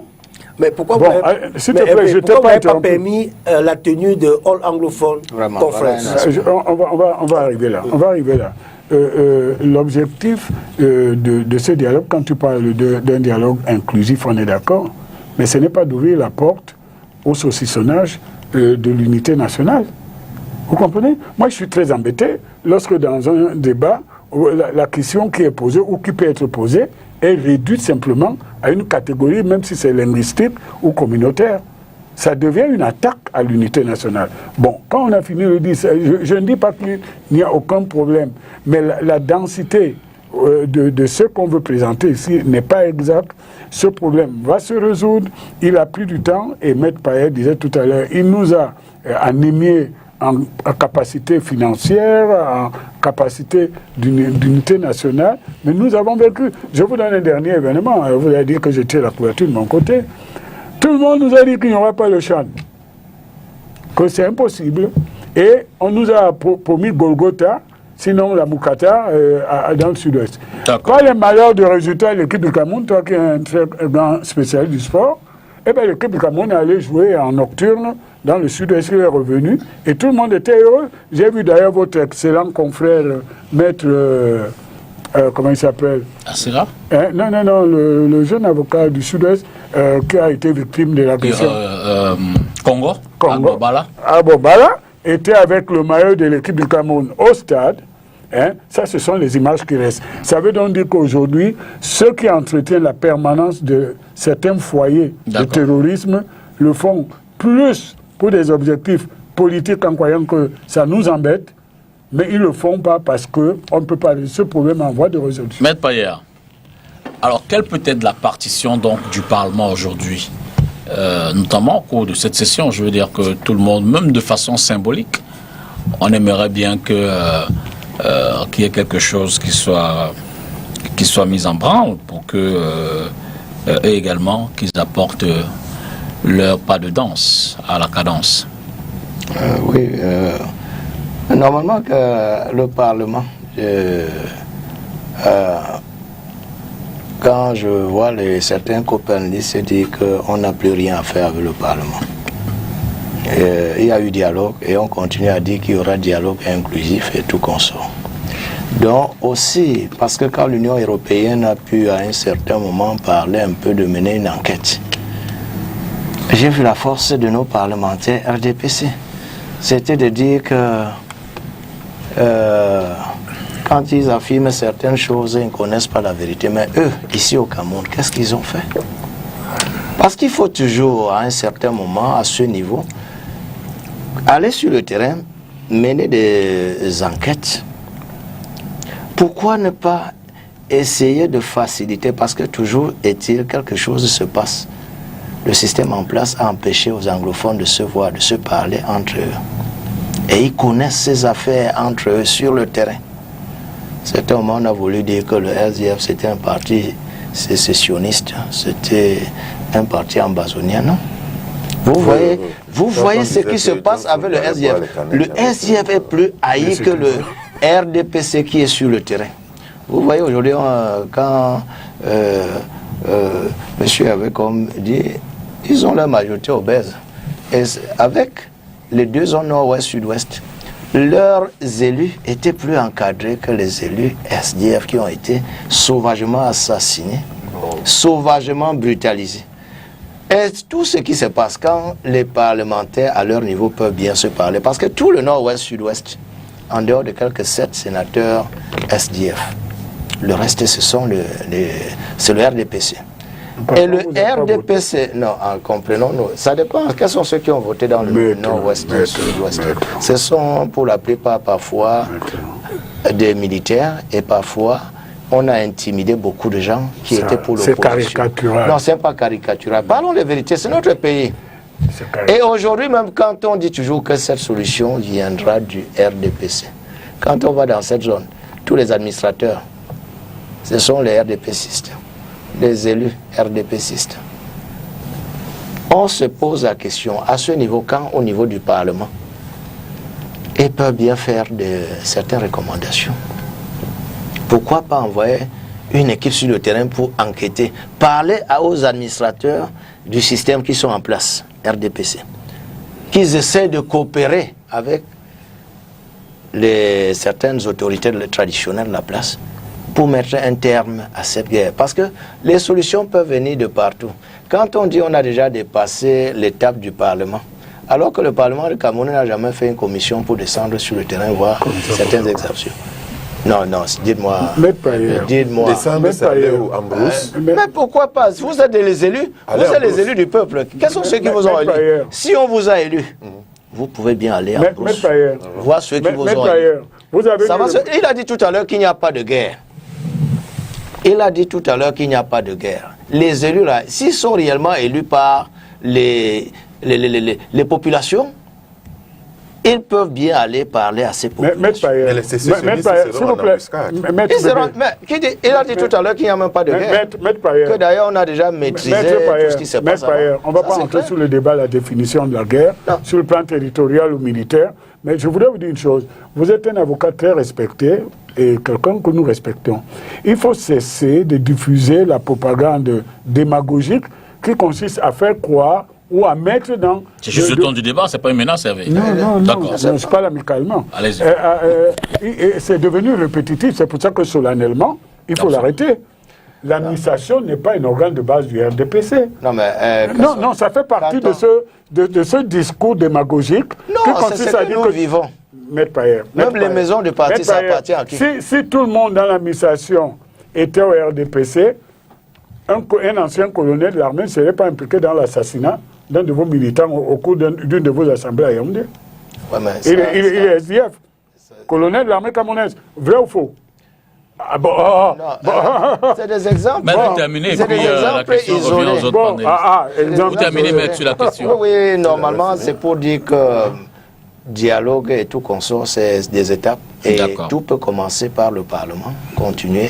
La répétition n'est pas vraiment une mauvaise chose. Maître Bébé, je remets la même question pour que vous essayiez d'apporter également du vôtre. Quelle peut être donc la partition des élus aujourd'hui sur la question? Des élus de l'Assemblée. Oui, bien sûr. Tout confondu aussi. Non, c'est vrai qu'on a circonscrit au Parlement, mais je veux dire, vous pouvez tendre. Vous-même, en tant qu'élu, vous pouvez nous dire ce que vous pouvez faire de plus. Oui, nous encadrons. Bon, déjà, parlons d'abord des élus concernés directement à l'Assemblée. Voilà. J'ai tout d'abord dit, j'ai dit tout à l'heure que la question de la crise anglophone ne pouvait pas être inscrite à l'ordre du jour des débats de la présente Assemblée et même des autres. Et que je ne vois pas, même si ce point venait à être inscrit, je ne vois pas ce que l'Assemblée pourrait faire. Vous comprenez? Je ne vois pas, je l'ai dit tout à l'heure. Maintenant, s'il faut absolument chercher ce que l'Assemblée peut faire, et là, il faut peut-être... M. Payer a dit tout à l'heure que l'Assemblée pourrait... parce que l'Assemblée, c'est quand même l'organe qui définit la volonté de la majorité. C'est une tribune. Oui, qui définit la majorité, et l'exécutif est chargé d'exécuter ce que l'Assemblée a décidé. Si on simplifie les choses, c'est comme ça. Vous comprenez? Bon, maintenant, quand on connaît le fonctionnement de notre Assemblée, le fonctionnement de notre système, de nos institutions en général, est-ce possible que l'Assemblée nationale et le Parlement en général définissent librement ce qu'elle veut, ce qu'elle entend, et qui ne soit pas ce qui aurait été, et qui ne soit pas ce qui aurait été inspiré de l'exécutif? La réponse est non. Ici, toute chapelle confondue, on peut se mettre d'accord là-dessus. Mais l'Assemblée légifère, mais ne gouverne pas. Je suis d'accord. Oui, on est dans la tête des gens, on met une confusion. Non, il n'y a pas. L'Assemblée vote des lois, mais ne gouverne pas. Oui, mais non, je parle bien des lois. Je suis d'accord. Je parle des lois. Parce que, pour autant que ma mémoire peut rentrer en arrière, je ne me souviens pas qu'on ait eu au Cameroun des lois issues de propositions de loi. Absolument. Ça n'existe pas. Ça n'existe pas. Enfin, ça n'a pas. Ça n'a pas encore existé. Voilà. Maintenant, est-ce que l'Assemblée peut prendre donc des injonctions ou faire des recommandations à l'exécutif? C'est non. D'abord, ces recommandations prendraient quelle forme juridique? Des résolutions, des interpellations, des sommations. Vous comprenez? c'est un peu difficile à... Donc pour vous, l'Assemblée, elle ne peut rien faire? Non. Sincèrement, je ne vois La pas... parole est libre à l'Assemblée. Je ne vois pas ce que l'Assemblée peut faire. Oui, je ne vois pas. non, je pense que au début de la crise, si la question était posée à l'Assemblée, comme Hervé vient de le dire, c'est une tribune. C'est une tribune où les élus, les députés et les sénateurs peuvent s'exprimer, peuvent donner leur point de vue sur le fonctionnement, sur la situation du pays. Et on voit ça dans d'autres parlements, c'est-à-dire on met des questions, les députés viennent débattre, donner leur avis, interroger le gouvernement. Bon, il y a déjà des questions orales aux membres du gouvernement, mais un sujet comme ça peut être mis à l'ordre du jour et permettre que chaque député puisse donner son point de vue et attirer l'attention du gouvernement, parce que le Parlement ne gouverne pas. Le Parlement est là pour voter les lois et contrôler l'action gouvernementale. Et même si Maître Payet parle d'enquête, l'enquête ne peut être faite que dans le cadre de l'action gouvernementale. Du contrôle de l'action gouvernementale. Parce qu'on peut prescrire une enquête, bon, peut-être s'il veut que ce soit fait dans le cadre de crise anglophone, ce sera peut-être pour contrôler les décisions que le gouvernement a prises par rapport à la crise anglophone avec la DDR et peut-être la reconstruction, aller voir ce qui se passe sur le terrain, mais pas pour régler la crise. Non. Si on avait mis le débat, comme exigeait honorable José Ouimba au début de la crise, peut-être que à ce moment précis, c'était peut-être le timing était bien indiqué pour que chaque député puisse donner son point de vue, et ça aurait peut-être orienté le gouvernement dans la prise des décisions. Mais ça n'a pas été fait. Aujourd'hui, la crise a avancé. Et n'en déplaise à Hervé qui pense qu'ils ont déjà vaincu militairement, parce qu'ils ont pris l'option militaire, et dans une telle crise, dans une telle guerre, l'option militaire n'est pas celle qui est indiquée. L'option qui convient, c'est celui du dialogue. Oui. Et que, parce que les anglophones, on dit qu'ils se sentent mal. Arrêtez de dire les anglophones. Dire que certaines personnes, ces zones. Fidèle, dans l'histoire, s'il te plaît, dans l'histoire des sécessions dans le monde, commençons par les plus récentes. La guerre de sécession aux États-Unis, avec les États confédérés, ça a été résolu comment? Dans l'histoire de sécession, avec ce qui se passe en Irlande du Nord, ça a été résolu comment? Dans l'histoire de sécession, avec ce qui se passe en Pays Basque, en Corse, et ce qui se passe aussi en Catalogne, ça a été résolu comment? Il faut être réaliste. Vous voulez laisser poursuivre et puis mettre tu penses qu'en Colombie, ça s'est réglé comment? Voilà un exemple. Voilà un exemple. On a négocié avec les rebelles pour trouver un accord de paix. Et on a trouvé l'accord? Bien sûr, il y a eu un accord de paix. Ça, c'est une information. Moi, je voudrais dire à Mme Noumbissi que vraiment, j'insiste là-dessus. Ce point ne peut pas être inscrit à l'ordre du jour à l'Assemblée nationale. Et s'il faut que ce point soit inscrit à l'ordre du jour à l'Assemblée nationale, il faut que l'ordre ou l'autorisation vienne de l'exécutif. Exact. D'accord. Oui, non, mais il faut... C'est la séparation de pouvoir. Non, on dit ça parce que l'exécutif est inféodé au législatif. Et aujourd'hui, avec le fait majoritaire qui plaît beaucoup à Hervé, parce que c'est la conférence des présidents qui fait l'ordre du jour à l'Assemblée. Et la conférence des présidents est constituée de qui? Président du groupe parlementaire, président des commissions et le bureau de l'Assemblée. Donc, et vous voyez que lorsque qu'on réunit tous ces membres-là, et c'est la majorité, c'est les députés du RDPC. Donc on ne peut inscrire que si c'est la volonté. Vous comprenez donc pourquoi je dis que ce point ne peut pas être inscrit à l'ordre du jour. Et s'il doit être inscrit un jour à l'ordre du jour, il faut que l'exécutif autorise. Or, si l'exécutif l'autorise, l'exécutif donnera des directives. C'est-à-dire dans quel sens est-ce que les débats doivent être orientés. Et moi je pense c'est aussi très faisable. Moi je pense que si aujourd'hui on l'exécutif ne dira jamais de venir discuter dans le sens qu'il ne veut pas. Si on inscrit cette question à l'ordre du jour, si on inscrit cette question à l'ordre du jour à l'Assemblée aujourd'hui, ce sera de la diversion. Parce que les pistes de solutions sont... On est d'accord. Je suis d'accord. On est d'accord. Bravo. Et s'il vous plaît, juste un petit mot. Il y a un problème quand même. Vous, en tant que juriste, vous devez regarder ça avec beaucoup d'attention. beaucoup de nos compatriotes parlementaires ou des groupes organisés, c'est-à-dire des partis politiques, ont des noyaux qui ont tendance à vouloir dénaturer la tribune de l'Assemblée. Ouais. Ce qui s'est passé avec cette affaire, c'est que le fait de l'instrumentaliser d'une façon démagogique ou populiste a fait que même l'expression ne pouvait plus être bien entendue à la tribune. Et du coup, certains ont voulu faire comme Wirba ou Nietzsche, de la tribune de l'Assemblée, une espèce de haut-parleur de l'agitation. On ne peut pas accepter cela.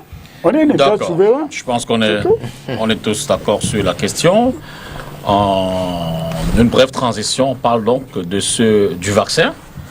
Vaccin, on l'a globalisé, pour simplement s'interroger, doit-on se faire vacciner dans cet environnement de pandémie mondiale? Transition. Il faut commencer par le MRC. Alors, peut-être pendant qu'on évoque la question du vaccin, cette dernière qui tombe à l'instant, vaccin AstraZeneca, les avantages restent supérieurs aux risques. Vous savez que la question, la polémique est... C'est l'agence des médicaments européens qui l'a déclaré. Voilà, dit le régulateur de l'Union européenne. Alors, le PCRN me suggère de commencer par le MRC, ce que je ne refuse pas. De la vaccination. Ok, la vaccination, on commence à... Quelle est une agence de vaccination? Quand on commence à vacciner... Le MRC. Alors, la question, elle est... bon, je veux dire que ça n'a l'air de rien, mais en même temps, l'opinion s'inquiète. C'est grave. D'autant plus que la polémique, elle enfle. Député, le problème que nous avons avec la formulation de cette question, c'est que nous risquons d'entrer dans le jeu de certains groupes démagogiques. D'accord. Et la question n'est pas de être vacciné ou pas. L'évolution de la situation sur les nouveaux vaccins qu'on a actuellement pose simplement un problème de principe de précaution. C'est-à-dire que, parce que la découverte de certains... Je vous laisse poursuivre, mais au-delà du principe, le vaccin dont on a parlé a quand même montré un certain nombre de légers dégâts. Non, je voulais en arriver. C'est-à-dire qu'en fait, le vaccin ou le sérum, mettons tout ça ensemble, ça, comme tous les médicaments, ça peut avoir des effets secondaires. Sur certains patients. Et le fameux vaccin est un vaccin qui posait un problème sur la coagulation, la formation des caillots dans le sang. D'accord? Pour certaines catégories de personnes. Mais comme les agents déclarent, les résultats sont globalement supérieurs au risque qu'on peut faire courir à un malade de cet âge-là avec ce vaccin. Mais c'est pas, la question n'est pas pour ou contre le vaccin. Nous qui avons voyagé, moi j'ai subi tous les vaccins du monde, la rougeole, la variole, la fièvre jaune et tout. Et dans mon enfance, j'ai subi les vaccins. Il ne faut pas retomber dans l'obscurantisme qui consiste à dire que c'est encore une opération complotiste, enfin, des panafricanistes, entre guillemets, qui disent que les Européens veulent finir avec nous pour faire une génération de moutons après nous avoir vaccinés. C'est inacceptable. Et donc, aujourd'hui, le vrai débat, et je trouve que celui qui a eu un mot juste là-dessus, c'est Kamel Libi. Vous voyez, je ne suis pas sectaire. Il a dit, le débat ne se trouve pas pour ou contre. Si on est contre, on fait comment? On fait dans... le fétichisme, il faut devenir ce que c'est que le médicament. Donc il faut aller vers le vaccin. Mais il faut aller dans le vaccin en respectant le principe de précaution et faire en sorte que ce soit une vaccination, les vaccins respectent les protocoles de sécurité. Et là on pense, bon je ne fais pas la publicité parce que je ne connais pas, mais il y a des vaccins qui ne présentent pas les mêmes inconvénients tels que le vaccin russe. Je vous relance en attendant de prendre les autres. Parce que vous avez posé la question de savoir si on ne va pas vers le vaccin, on fait comment? Mais je veux dire qu'il y a des thérapies locales africaines qui montrent également... C'est une séance de marabout ici que tu nous as dit. Oui, mais je veux dire, cette séance de marabout, mais qui montre ses résultats. Je veux dire que Monseigneur Cléda a d'ailleurs été promu au niveau du Vatican. Il est prix Nobel de la médecine. Non, mais je veux dire que... Parce qu'on ne veut pas que l'Africain... Je peux Oui, et puis je passe la parole. Si vous avez le parti pris de dire qu'on va revenir... D'ailleurs, il y a beaucoup de gens... moi, j'ai connu quelqu'un dont je ne peux pas citer, qui, au niveau du lycée, étudiait plutôt, je ne sais pas... la comptabilité, aujourd'hui, il se fait appeler docteur sur tous les plateaux des médias de télévision. Donc, vous avez une éruption de charlatans, de démagogues et tout ça. C'est une question très sérieuse. Je ne suis pas en train de dire, comprenons-nous bien, que les thérapeutiques de nos grands-papas, ma grand-mère, quand j'avais une constipation, c'était vite fait. elle me mettait la poire et puis ça réglait le problème. Je ne suis pas en train de contester que dans ce qui existe. Mais je dis, s'agissant du vaccin, d'accord. Hein, et nous connaissons l'histoire des pandémies, depuis l'histoire de la fameuse fièvre espagnole qui a tué quand même plus de 20 millions de personnes dans le monde. Nous sommes dans un monde global. Et il faut faire confiance à la médecine. Maintenant, il y a des groupes d'intérêt qui veulent nous manipuler. Vous vous rendez compte que le vaccin qui est visé est un vaccin qui ressort de 2 pays qui sont à la limite, qui ne sont plus dans l'Union européenne. Et vous avez des vaccins. Les Indiens, par exemple, sont revenus à une méthode ancienne, c'est-à-dire le vaccin classique. Donc, ce sont des questions sérieuses, mais nous ne pouvons pas accepter que la démagogie vienne dire qu'il ne faut rien faire, qu'il ne faut pas vacciner les gens, et que vacciner les gens, ce sont les Blancs qui veulent tuer tous les Noirs. Si ça, vraiment, c'est le degré zéro. Vous me le rappelez, je demanderai bien à la fin de l'émission si chacun est prêt à se faire vacciner sur Moi, oui. Tout à fait. Moi, oui. Pas y aller. Oui, ça c'est ce problème de vaccin. Vraiment, ça fait peur à beaucoup d'Afrique. Ça, c'est une vérité. Tu vas aller au paradis sans mourir. Non. Vous savez que le vaccin, c'est d'abord des germes nocifs qu'on met dans le corps pour combattre. Oui, l'anticorps. Bon. Quand nous voyons cette histoire du Covid qui arrive, qui déferle en Afrique, on se pose des questions parce que l'histoire de cette maladie, cette pandémie, le blanc, vous avez bien parlé, mais vous semblez minimiser la pharmacopée africaine. C'est que je ne suis pas là. C'est tel que quand ça arrive, on commence par dire ça va faire vraiment, c'est une catastrophe pour l'Afrique. C'était le secrétaire général de l'OMS. l'ONU. Oui, l'ONU avait l'OMS. Ils ont dit ça va faire gaffe en Afrique. Pendant qu'ils sont là dans les pays, l'hécatombe, voilà le mot. Alors que dans les pays occidentaux, l'hécatombe est là. Et quand on crée le vaccin, on court toujours vers l'Afrique pour tester. Non, s'il vous plaît, permettez-moi. Non, vas-y, maître, vas-y. Vous me troublez quand vous... Ne te trouve pas, mais je me croyais à Afrique Média ici, mais... Non, Afrique Média... Allez-y, c'est tel que... C'est une question de vie. Absolument. C'est une question de vie. Ils sont très prudents. Le paludisme tue depuis des années. On n'a pas trouvé vite le vaccin. On s'interroge. Comment cette histoire explose en fin 2019 et rapidement un vaccin? Et il y a des Occidentaux qui parlent, qui avisent les Africains, faites attention. Nous allons boucher les oreilles. Allez nous faire vacciner n'importe comment pour subir. Je dis pour ceux qui sont très chauds pour le faire là. Le député a bien dit, à la fin de l'émission, on dira qui est prêt à se faire vacciner. S'il y avait une cabine de vaccination, on passerait là. Vous verrez que chacun va contourner. Oui. On veut faire de qui les cobayes. Voilà la France qui est même notre pays colonisateur. Vous voyez, ça gesticule là-bas, ce n'est pas facile à accepter. Mais on ne supplie que dans beaucoup de pays africains, on accepte très vite. Et semblerait-il la rumeur qu'il doit avoir des paquets qui passent en dessous de ça. Non, ce n'est pas le charlatanisme que je dis. Moi, je ne suis pas partisan de la thèse complotiste. Et je pense, nous devons faire confiance à la science, aux hommes de science et aux professionnels de la médecine. Parce que depuis la nuit des temps, l'humanité a été toujours menacée par les pandémies, a été menacée par les maladies.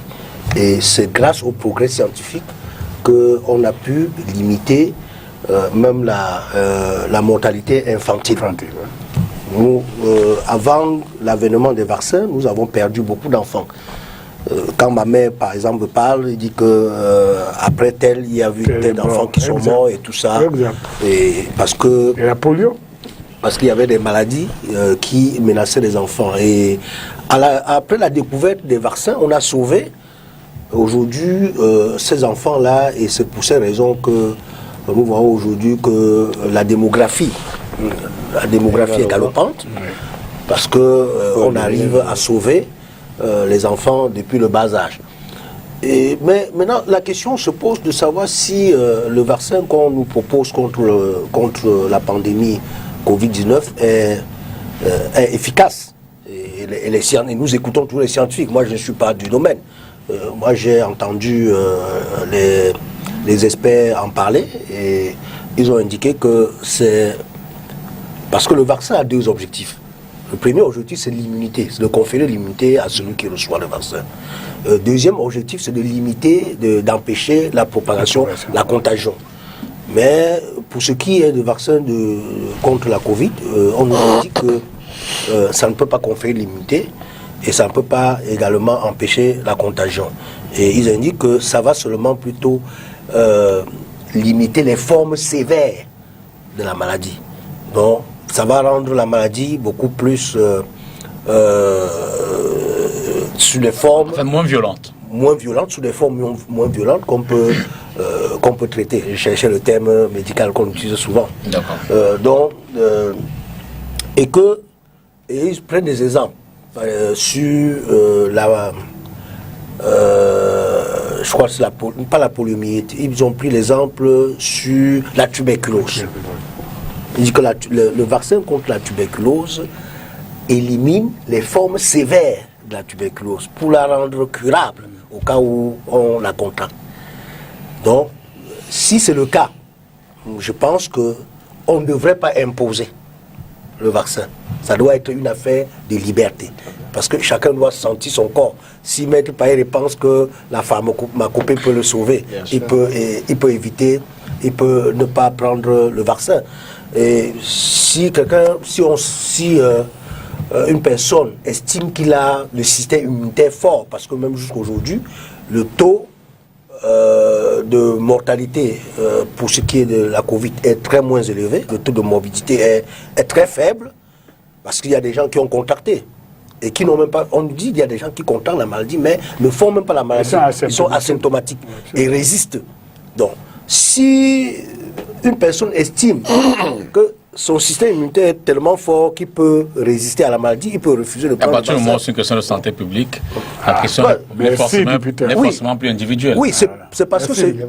Oui, c'est parce que, bon, le vaccin ne peut pas être obligatoire parce que dans les politiques publiques de la santé, on ne nous rassure pas que ce vaccin peut empêcher la contagion. Si ça pouvait empêcher la contagion, on pouvait admettre qu'il soit obligatoire pour limiter la contagion, pour éviter que les populations soient contaminées. D'accord. Donc, du moment où ça ne limite pas la contagion, je ne pense pas que ce soit obligatoire. Absolument. Il doit avoir une liberté pour prendre le vaccin. Mais Fidèle, il n'y a pas un seul vaccin. Hein. Il y a une dizaine. Maître Roger Bébé d'abord. Oui.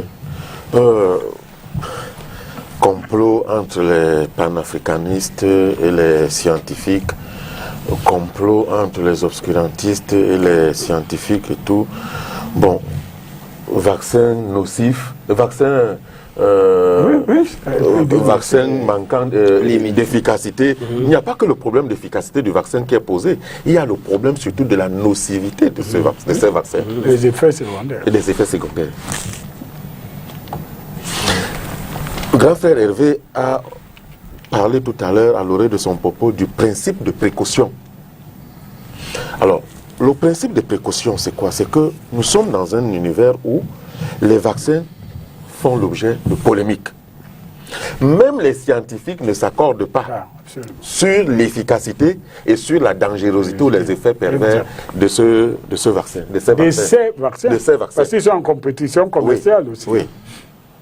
Il y a l'intox qui peut passer par là aussi. L'intox peut passer. Il y a des enjeux financiers. Les enjeux financiers. C'est pour ça que même les agences de sécurité européennes, comme le grand frère Hervé disait, sont subventionnées. Tout à fait. Donc peuvent déformer la vérité au profit ou au désavantage de tel autre concurrent. Vous comprenez?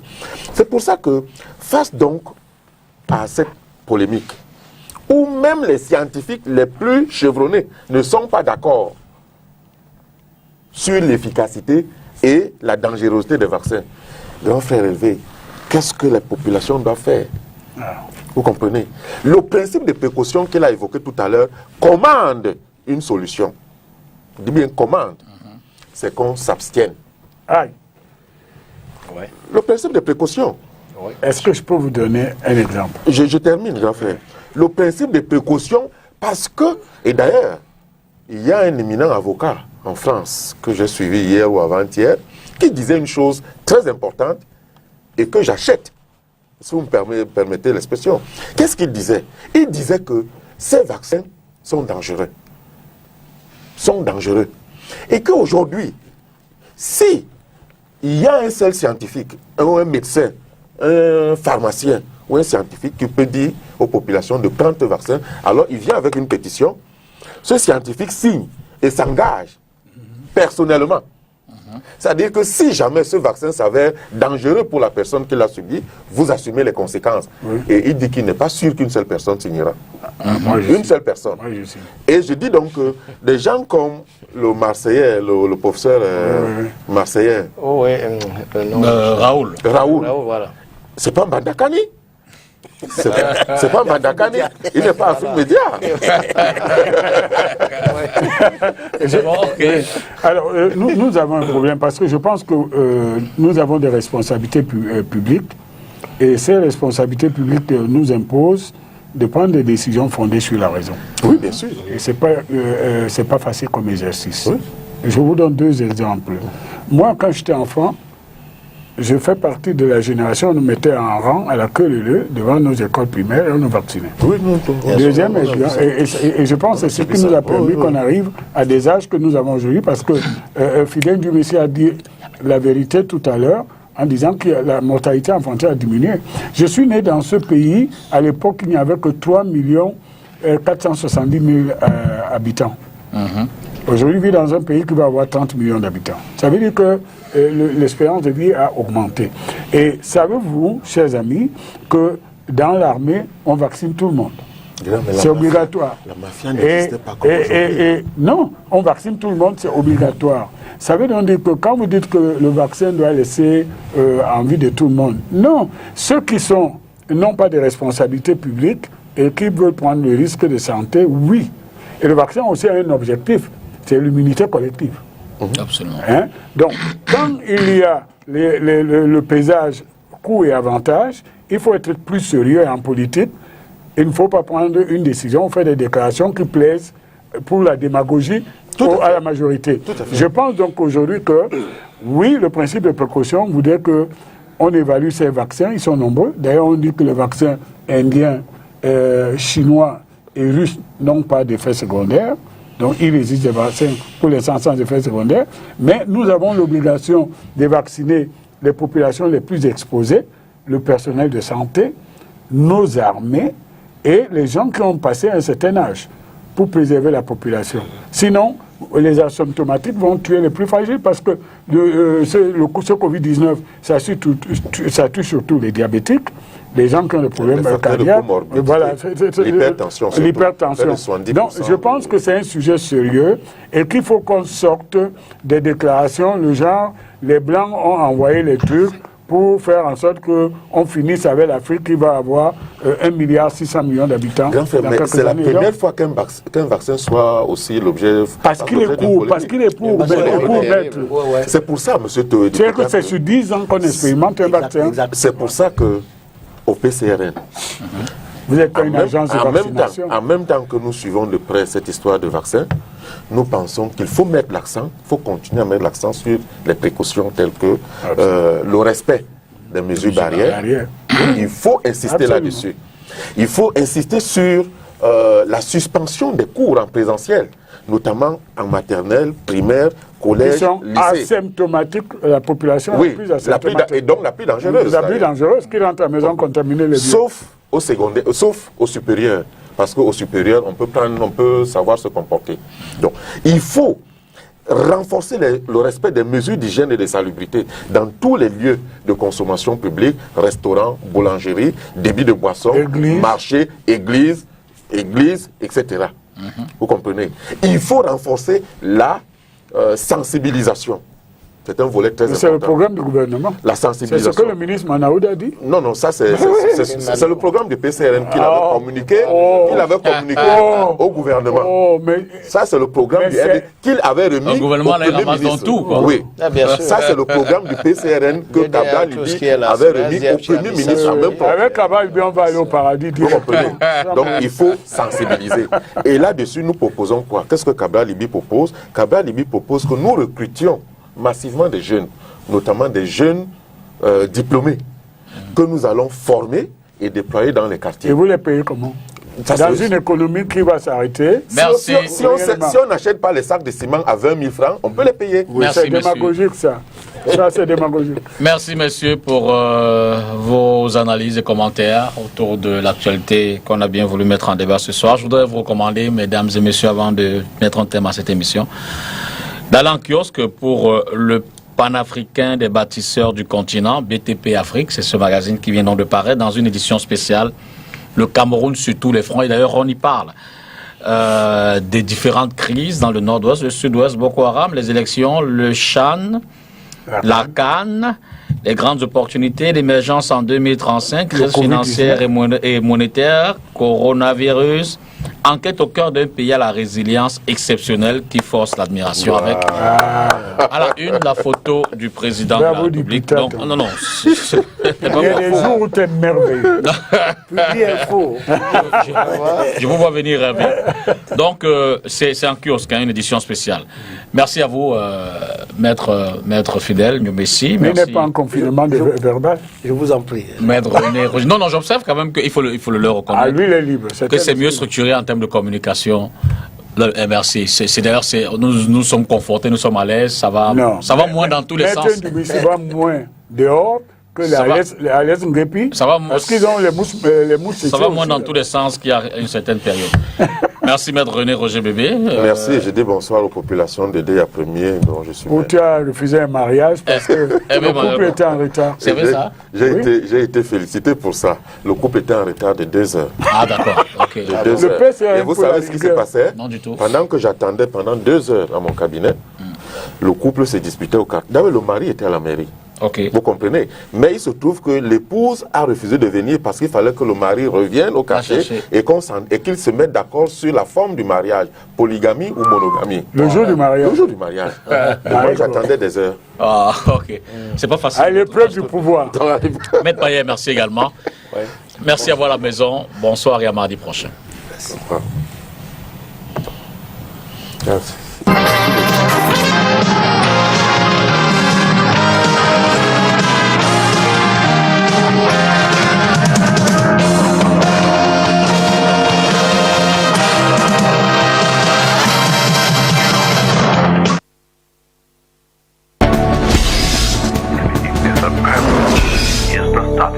STV, votre télé.